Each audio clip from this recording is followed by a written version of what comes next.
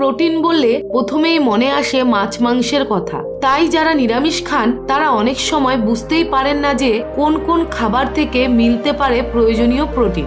আসলে প্রত্যেক মানুষের প্রোটিনের চাহিদা আলাদা আলাদা। মূলত উচ্চতা, ওজন ও দৈনন্দিন কাজকর্মের উপরেই ভিত্তি করেই এই চাহিদা নির্ধারিত হয়। সাধারণভাবে একজন সুস্থ ও স্বাভাবিক ওজনের পূর্ণবয়স্ক মহিলার প্রত্যেক দিন 50 থেকে 60 গ্রাম এবং পুরুষের 70 থেকে 80 গ্রাম প্রোটিনের প্রয়োজন হয়। তাহলে আসুন এই ভিডিওর মাধ্যমে জেনে নেওয়া যাক নিরামিষ কোন কোন খাবার সেই প্রোটিনের বিকল্প চাহিদা পূরণ করতে পারে।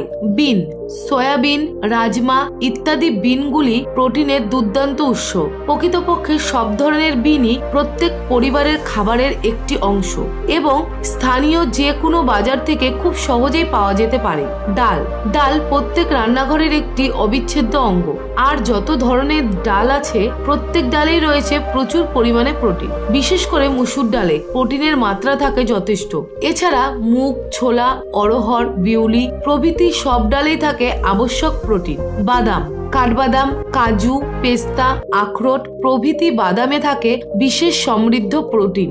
বাদামে থাকা ফসফরাস, সেলেনিয়াম, ম্যাগনেসিয়াম, ক্যালসিয়াম শরীরের জন্য অত্যন্ত উপকারী। ফলে নিরামিষাশী মানুষের রোজকার ডায়েটে যদি অল্প পরিমাণে বাদাম রাখা যায় তাহলে প্রোটিনের ঘাটতি নিয়ে দুশ্চিন্তায় ভুগতে হবে না। পনির, নিরামিষ খাবার খান যারা তাদের কাছে পনির একটি অত্যন্ত জনপ্রিয় খাবার। প্রোটিনের অন্যতম একটি উৎস হলো এই পনির। পুষ্টিবিদরা বলেছেন 1 কাপ পনিরে প্রোটিনের পরিমাণ প্রায় 12 গ্রাম। তাই যারা নিরামিষাশী তাদের পাতে এই পনির থাকলে দূর হবে সব প্রোটিনের ঘাটতি। কুমড়োর বীজ, প্রোটিনে ভরপুর হচ্ছে এই কুমড়োর বীজ। কেক, মাফিন, পাউরুটি বা অন্যান্য খাবার যেমন সবজিতে খাওয়া যেতে পারে এই কুমড়োর বীজ। শুধু তাই নয়, প্রোটিন ছাড়াও এই বীজে রয়েছে জিঙ্ক এবং ম্যাগনেসিয়াম খনিজ যা হার্ট ভালো রাখে। এছাড়া রোগ প্রতিরোধ ক্ষমতাও বাড়িয়ে তুলতে সাহায্য করে এই কুমড়োর বীজ। তো বন্ধুরা, আশা করি এই ভিডিওর মাধ্যমে আপনাদের আমিষের বিকল্প নিরামিষ প্রোটিনের খাদ্যের সাধারণ ধারণা হয়েছে। এরকম আরো হেলথ রিলেটেড টপিকের জন্য আমাদের চ্যানেলটিকে সাবস্ক্রাইব করতে পারেন। ভিডিওটি ভালো লাগলে লাইক, কমেন্ট ও শেয়ার করবেন।